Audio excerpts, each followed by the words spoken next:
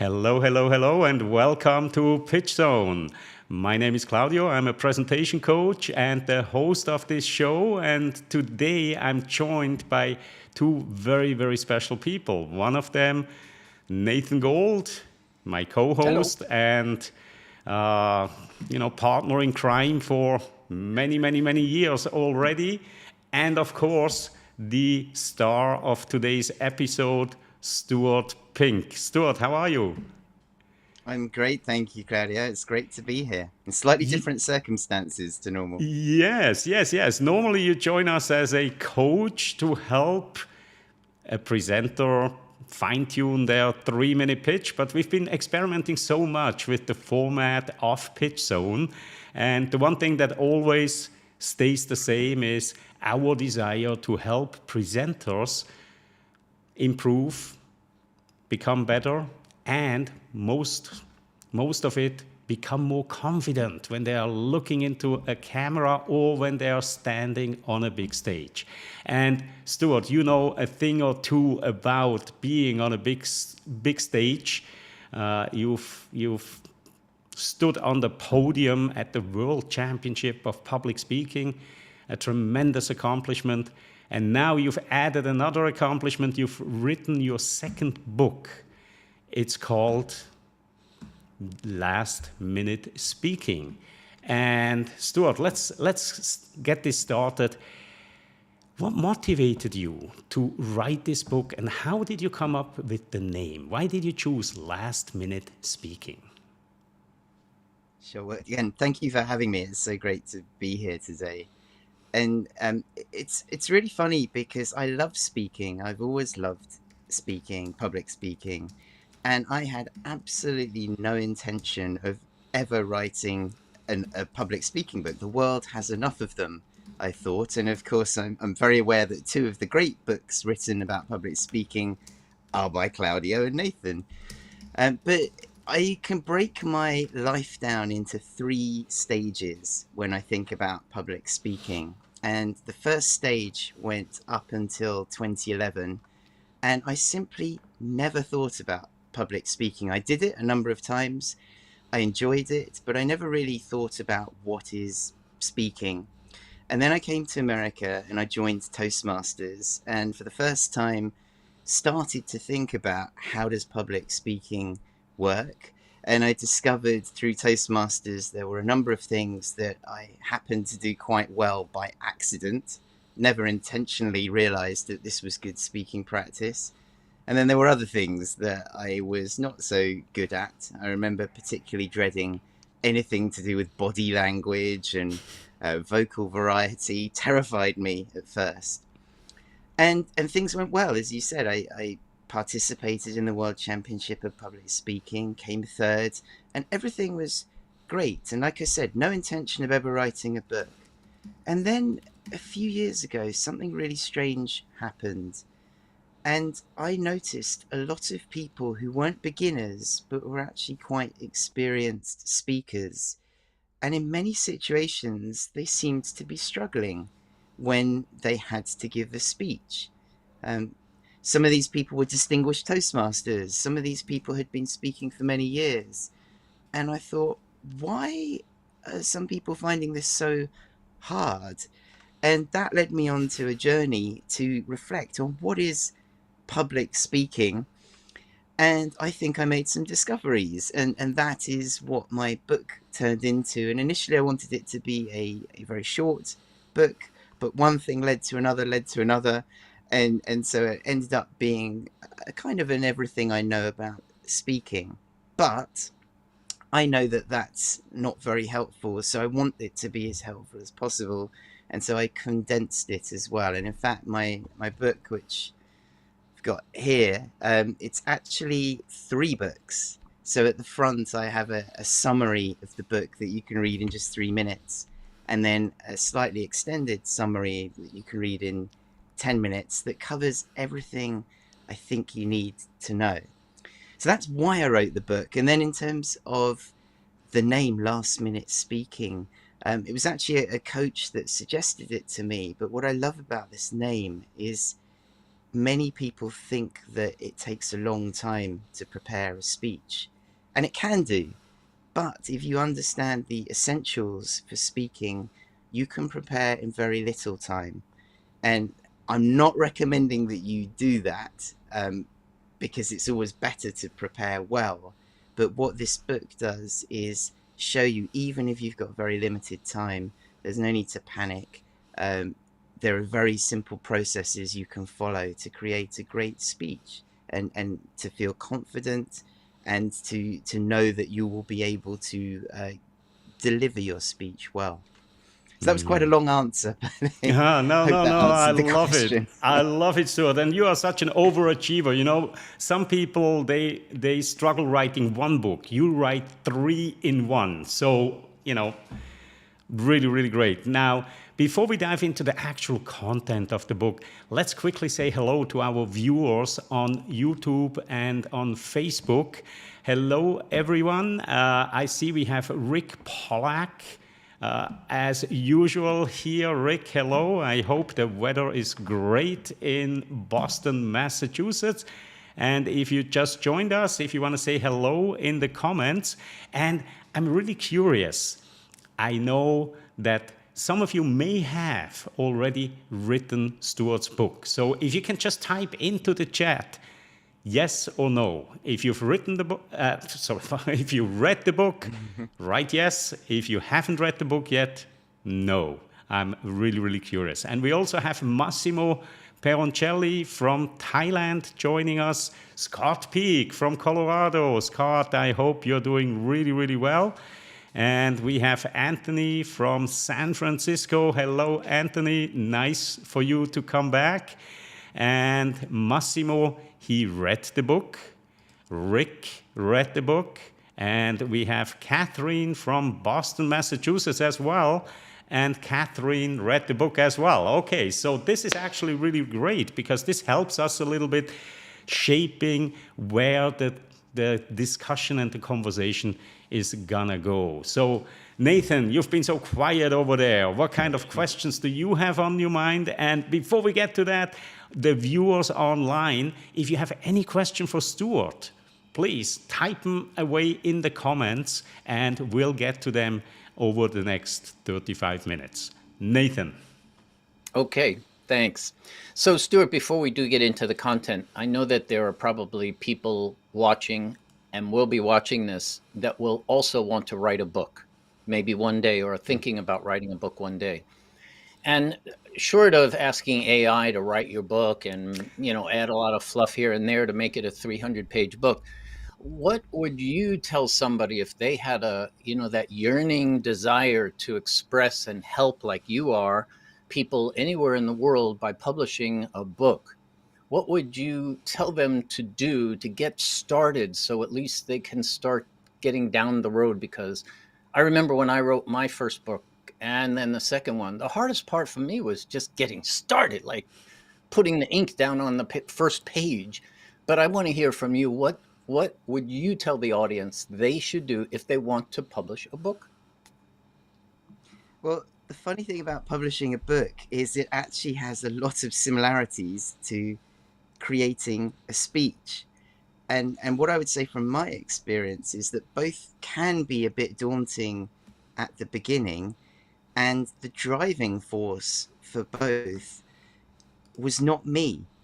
I wasn't writing a book because I want to be able to say I've got a book and I can show everyone my book. Look, haha, I'm so happy with this book, although I am happy with it. The reason I wrote it is to help people, and because I saw people were struggling again and again. And I don't like people who find, I don't like it when people find public speaking difficult. I want it to be easy for everyone. I want them to have the same experience I had. So what drove me forward was thinking, I have got to share the information I have. I've got to get this down on paper and get it out there so that people can see this and then have that same benefit. And if you think about the act of speaking, that is very similar. You're focused on your audience because you've got that message you want to share with them. In terms of the process, You can plan it out. You can just start and get writing. And actually, my book started very much with the content section. Toastmasters isn't something that deals so much with content. It's more about the delivery skills. And I thought, well, how does the content bit work? And so I started with that. I came up with this idea of speech maps, which I discuss in the book. But then everything fanned out, and I thought, well, it's probably not enough just to do that. I should really talk about confidence, because that's an issue for so many people. And if we're talking about confidence, also then practice and delivery, and suddenly that's how the book expanded outwards. So it was quite an organic process, but just start. It would be my advice, really. Okay. And starting is sometimes the hardest thing. Once you get 3 words down, then you can add three more and three more. But I have one more thing I want you to touch on, please. In the line of work that Claudio and I are in, and in your line of work, quite often people prepare as much as we get them to prepare. We rehearse them and so forth and so on. Everything's beautiful. They're ready. Night before, they're ready to go. But in the moments before they actually go out there on stage or in front of a camera, what do you tell people? What can you pull from your book, or what do you tell people before we dive into the different aspects of your books to help boost their confidence on the spot? Like in the moments before, when they're the most nervous, how would you tell our audience to deal with those moments? So there are obviously two aspects. There's your actual physical self, and then there's your mental self. And there are things you can do for both of those. Physical self, it's things like breathing, making sure you're hydrated. I like to walk if there's any opportunity to walk, to just be calming down and almost like moderate exercise before speaking. That's the kind of thing that can physically help me. Mentally, and this involves training, but I think the biggest thing mentally is that when people are nervous about speaking, it's because they're focused on themselves. That I've got to give this presentation. If I don't do well, I'm going to fail. It's the end of the world. And it really isn't the end of the world. But if you can shift that focus from yourself onto the audience, onto the people listening, and think, I get this chance to share my message with them. Maybe not all of them need or want it, but maybe someone does. Maybe it's going to change their life. And at that point, you're not thinking about yourself anymore, and it just evaporates. But the other general thing I would say about public speaking is it's very, very similar to the skills we use every single day of our lives. We speak all the time. We're doing it now. And the three of us didn't come on here. We hadn't pre-prepared this. We didn't rehearse who was going to say what and when, but we all have the ability to speak and think and deliver in the moment. And public speaking is actually a lot like that. We have the skills.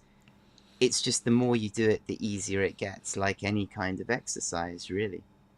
Indeed, indeed. Practice makes permanent or something like that, right? So, Stuart, your book is actually almost on every page, there is a little gem. And very, very early in the book, you are presenting your 10 top tips for speaking. And Yes. one of them, it's actually number 2, is focus on your audience. And you can pretty much open any book on public speaking and it always says the same thing, know your audience, focus on your audience.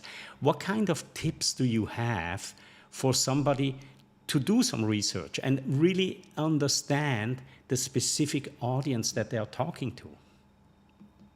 Yeah, so obviously there's going to be many, many different situations, many different types of audiences, and sometimes you're going to have a better idea of who is in your audience, and sometimes maybe not. So if there's any chance to find out exactly who will be in your audience, whether that's talking to organizers or knowing people who've signed up for a meeting, that can be useful. If there's a chance to meet and speak to anyone in the audience, that can give you some information, but even just common sense generalities. For example, if I'm speaking in this country, by which I mean America, because Claudio, I know you're in Thailand, but in America, I know that I'm likely to have a predominantly American audience.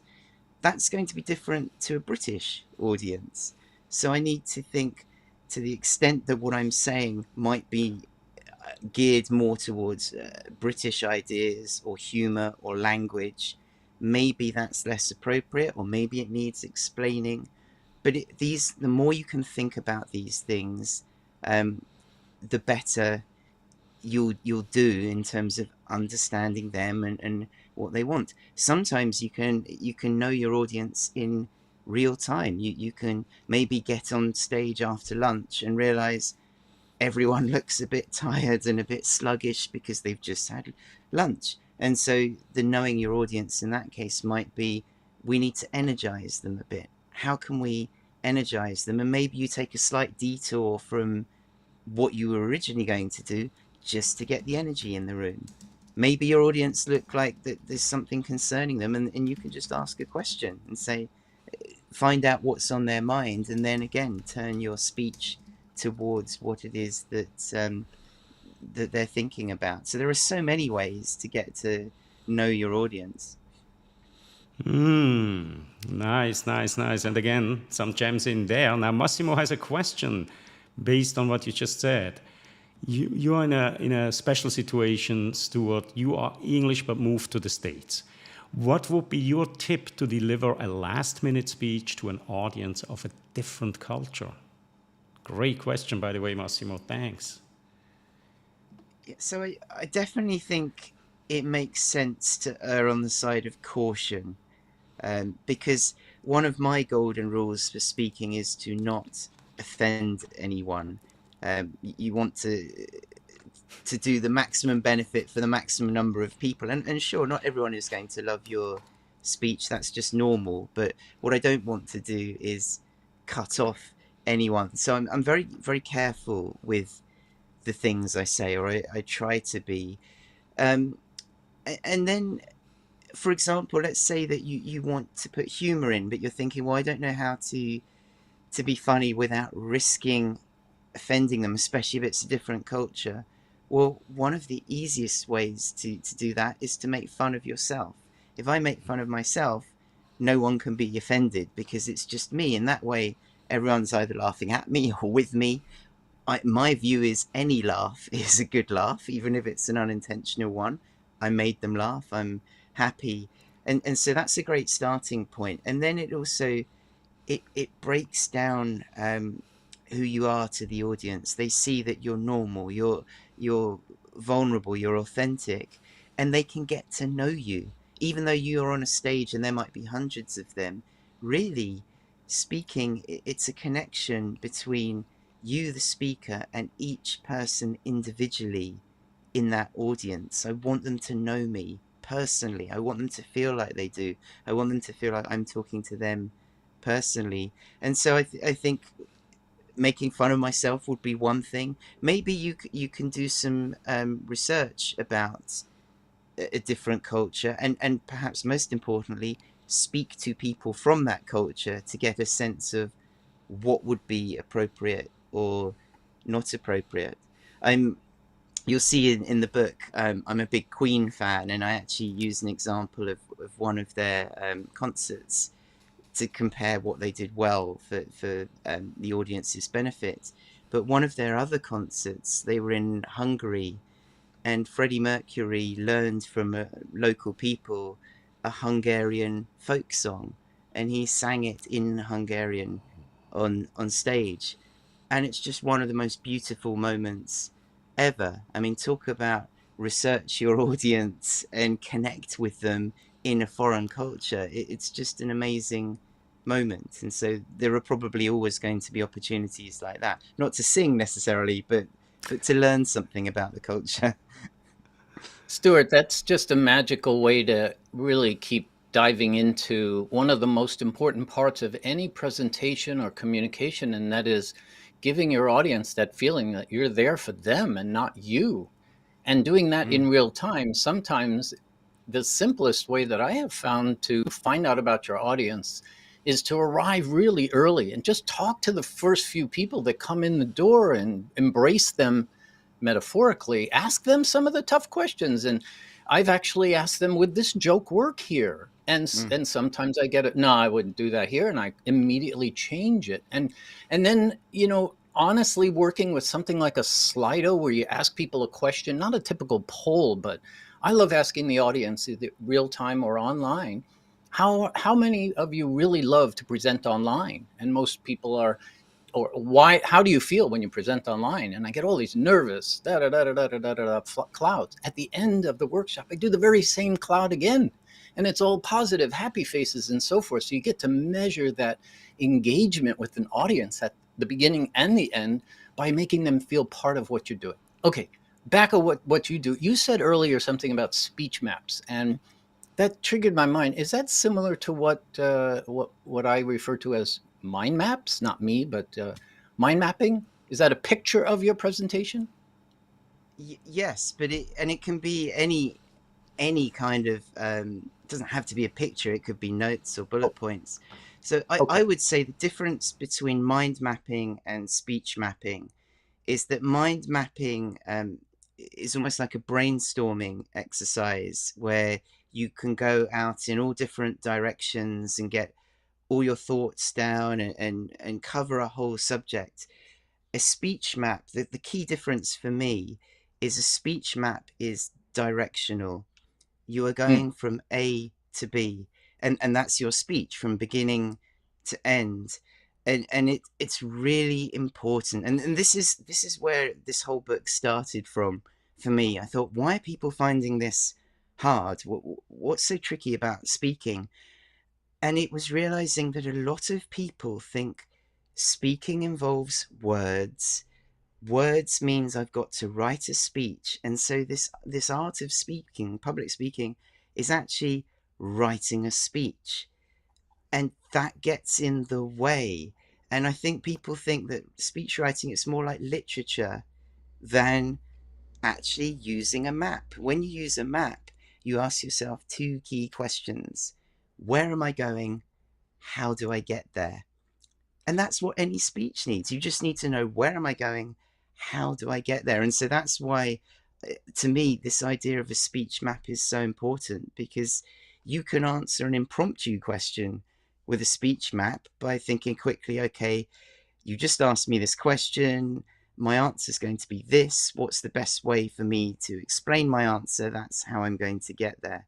And then the beauty of a speech map is, once you have that clear in your head, you've got a much clearer speech. You're not just sort of talking about everything you know about a subject. It's mm, easier for you to remember. If you get lost, it's easy to jump back on route.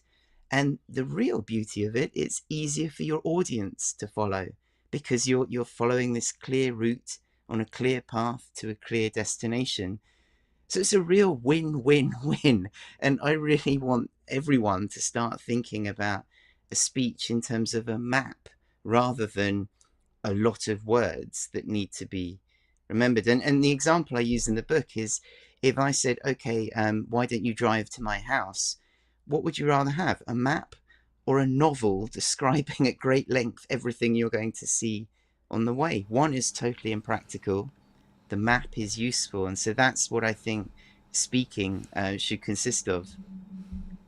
mm. Well, the words that you're talking about is where I find most of my clients and the people I talk to creating TED Talks or any type of a presentation. They write a script. No matter how many times I try to get them to not write a script, they write a Mm. script. Then they grammar correct it and blah, blah, blah, blah, blah. Then they try to learn it. And often most people just, they're not actors and actresses memorizing something and then delivering it with the skills that we try to get people to use to engage with an audience is nearly impossible for most people. So what do you tell people when they come up to you and say, well, here's my script, or I'll go write a script? What do you tell people to try to get them to not do that? Do you get them to go to a speech map? Well, yeah, exactly that. Speech map works in two ways. You can start with a blank piece of paper and figure out where you're going and how you want to get there. But if you already have the speech, you can still divide each section up, and then understand what each section is, and then understand, this is the route then to my map. But I couldn't agree more about the script. I mean, yes, I know there's a whole profession of people who are speechwriters, and I know that there are certain great orators in the world that need a well-written speech. But for mere mortals like ourselves, that's not really that necessary. What we just need is to know where we're going, and then to be conversational. And this is where I think schools get it wrong when they're teaching public speaking, because I think a lot of teachers aren't necessarily that comfortable with public speaking, and so they turn it into this exercise of write your speech and then read it. And the problem with write your speech is the other thing we're taught at school is use fancy words, long adjectives, complex sentences, and that's great for writing, but it's terrible for speaking. And in my book, again, I discuss the difference between books and speaking and conversation, and there's overlap with all of them. But generally speaking, with conversation, or with speaking, we want it to be more like a conversation and keep it simple. And when I practice speaking, sometimes I write my speeches as if I were going to be speaking them, so they are written conversationally. Sometimes I'll practice and still blah blah blah blah. Nope, that word is too long, that sentence is too complicated, it doesn't come out of my mouth correctly. What do I need to do? Simplify it. Keep the sentences short, keep the words short. And I think some people might think, oh, but then that doesn't look like you're very clever, it doesn't look like you're an expert. And I disagree. I think one of the sort of key signs of being an expert is that you can explain the most complicated ideas in very simple terms. So simplify, simplify, simplify is my advice. You are speaking from my heart here. Seriously, I love it. Now, keeping it simple, one of your other tips that you have in your list of 10 tips is to don't memorize. And while that may sound a little bit controversial, it actually helps to simplify things, I think. What exactly do you mean? And instead of memorizing, what do you recommend people doing? Yeah, so, I mean, occasionally you might want to memorize something. The example I would give is Toastmasters contest speech, which is 7 minutes long. If you go more than 30 seconds over time, you are disqualified. And so for that reason, I need to know how many words I can speak in the time to know how long it will take. That's the exception. For most situations, you don't need to be word perfect at all. And you just need to know your idea. And this, again, we come back to the speech map idea of just know the waypoints of where you're going. So first of all, I'm going to start off by introducing myself and telling the story that happened on the way here. Next, I'm going to transition into the main idea for today's speech, which happens to be this point. And I'm going to illustrate this point with this story and then this example. And after that, and you see how that works. And so none of it is properly scripted out word for word, but you know where you're going. Now, occasionally, maybe you've got a quote that you want to use that's a bit longer and you're not confident of remembering it. Have that printed out, and then at the right moment, you can just pick that up and read that quote or display it on a screen. So there are still ways to cover little bits that might need to be word perfect. But in terms of the route, you just need to know where you're going. And that's why then that terrifying fear of what comes next, it's much easier to get back on track if you're just going by these waypoints. Whereas if you've got a 5-page speech written out and you're on page 2 on the 3rd paragraph and you can't remember the 4th word, well, no, of course not, because it's like the World Memory Championships. Who can remember that. It's too fine a detail. You need to think big picture, really. So much value you're offering here. And Scott had a comment, not a question, but a comment, that he simply likes the statement in your book: think of speaking as an opportunity, not an obligation. And you write this in the book, and you pretty much make it clear on every page that, speaking is fun. Speaking is something that, if you approach it with the right mindset, then you can really, really turn it into a great opportunity. How do you personally talk to somebody? What recommendations do you give to somebody who you sense they're looking at it as an obligation? And how do you turn their mind around so that they actually embrace it as something fun? Yeah, I mean, that's a great question. It's a classic situation, isn't it? And this is advice that applies not just to speaking, but to probably everything in life. If you can turn it into an opportunity rather than an obligation. The classic situation where someone might feel it's an obligation is where they've been told they have to speak. And so, great, now I've got to do this.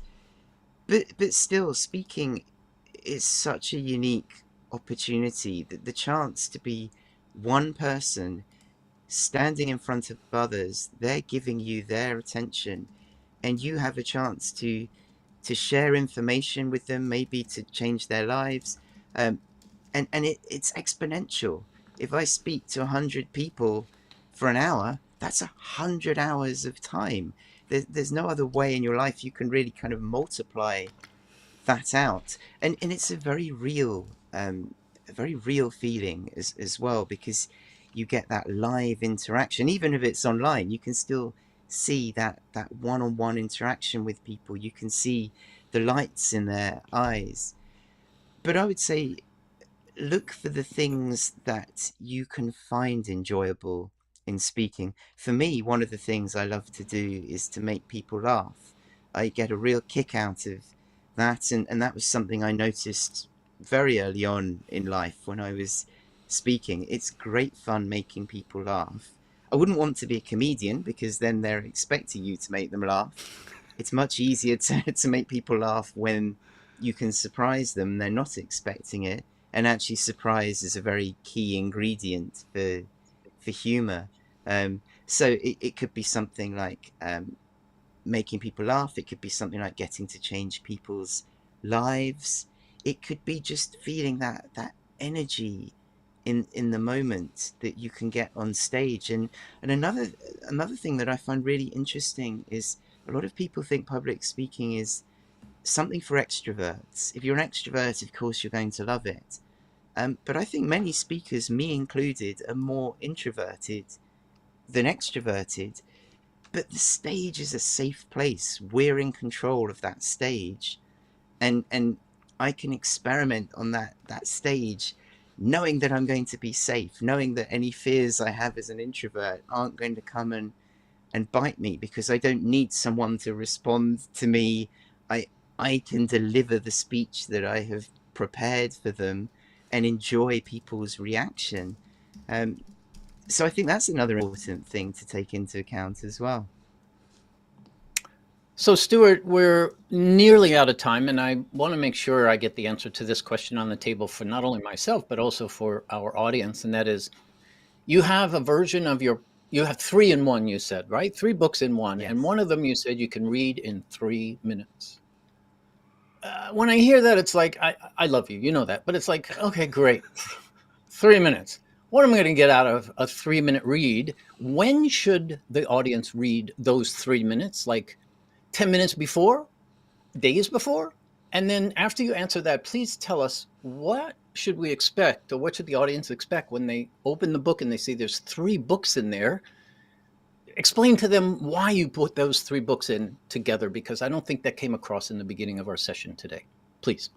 Sure. Well, thank you for that question. I mean, the simple answer is, I like to write books that I would like to read, and so two things for me. I like pictures. I really, and diagrams and charts, things that are visual. I'm a visual learner, so I don't just want words on a page. I want to see things visually.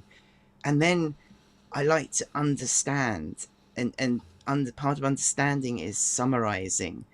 And more or less every book I've read in my life, if you want the summary, you have to do the hard work and get the summary yourself, or you have to buy the Cliff Notes version of something.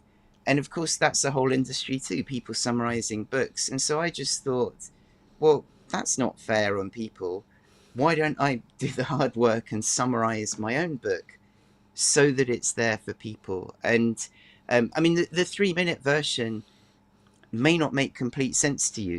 You can read it in 3 minutes and understand it in 3 minutes if you understand all the concepts. But of course, what if you don't? Well, there's a slightly longer version that's the 10-minute version that explains things in a little bit more depth. And of course, if you want even more detail than that, there's the whole book. And so I wanted to give people the options and the choice, really, whatever works for you. Use this as a reference book or read it cover to cover. I wanted it to be the most useful book that it could be. In terms of when should you read things, I mean, again, whenever it makes sense. I read the 3-minute version just before I came on here because I thought it would be good to know what my book's about, wouldn't it, before talking about my about my book. But yeah, any time it's useful. But I just wanted people to have those separate options and for it to be as useful as possible. Well, thank you for including 3 books in one for one single price. And I'll warn you now, as you start to get the calls from publishers who want to republish your book, they'll start with your book price is overpriced. All you need to do is tell them, oh, there's 3 books in one. They go, oh, I didn't know that. Love it. Thank you. Love it. And yeah, we are actually, getting towards the end. We have another 7 minutes or so on the clock. Stuart, one of your top 10 tips, and I've almost covered half of them, and the other half, let's leave them up to the reader to discover themselves. But the one that really jumps out at me is tell personal stories. Of course, we all know that if you open up and you let people have a glimpse into your world, then you're establishing a totally different level of rapport. So let's get a little bit personal here, Stuart. Tell us a story about one thing that even people that know you, like Nathan and me, we don't know about you. What is one thing that people don't know about you that you want to share with us? Oh, well, this is again another great question, another tricky question. There are so many things I could talk about. If you want a personal story, and again, thank you for that, because this is another point that before I joined Toastmasters and thinking about speaking, never occurred to me the importance of stories.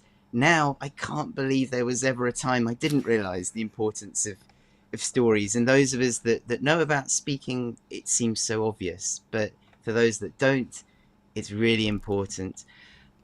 I think the story that changed my life was that when I was 18, I was about to go to university in England, and my school had an old boy came back and he spoke about his experience of traveling and going to Australia. And I thought, ooh, that sounds fun. Let me take a year out, a gap year.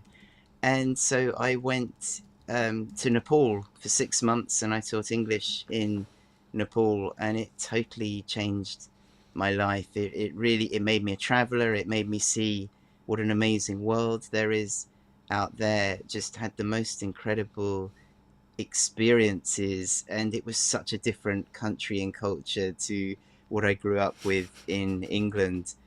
And I mean, there are lots of different stories about things that happened in that 6 months, but that's something I think a lot of people probably don't know about me right now. Was that good enough? Oh, every answer is good enough. Another tip, of course, that you mention is to simply have fun. And you are a person that I've been thinking that ever since we met. You have such a calm demeanor, but on the other side, you have energy and your passion shows, and you always have a smile on your face, and you're apparently having fun. So we have another minute or two. Stuart, one last tip for anybody who's struggling with public speaking right now, make their lives easier. One more tip. I mean, have fun is a great one. If you do it naturally, that's great. But sometimes you need to remember to have fun. When you have fun, you're enjoying it, and when you're enjoying it, it becomes easy. And then the other thing is remember that the audience reflects what you're doing. So if you're having fun, they're having fun. And one thing I have to remember about myself is when I'm concentrating, often my smile disappears because it's just my brain is working and it's too hard to smile at the same time. So sometimes when I'm speaking, I'll write in big letters somewhere, smile, and just that kind of check-in of remember to smile, because then the audience will smile back at you. So smile and have fun, and think about how you can make it fun for you and fun for your audience. That would be my final tip. I love it. And one of my favorite speakers that you see on the circuit going around is a friend of Nathan's, actually, Guy Kawasaki. And I think I have never seen a photo of Guy Kawasaki not smiling. And it's one of the things that makes him so tremendously likable, and that makes you so tremendously likable, Stuart. So thank you so much for joining us here today, talking about your book. If you are watching this either live or on replay and you haven't read this book yet, please do go over to Amazon.com, type in Last Minute Speaking, and you will find the book popping up there. It's available in paperback and as a Kindle version. Also, thanks, Nathan. And as always, great pleasure co-hosting these shows with you. And My pleasure. of course, a huge thanks to everybody who joined us here live. If you ask a question or introduce yourself, thank you very much for that. And that leaves me with one small little thing. If you haven't subscribed to the channel yet, please do so now.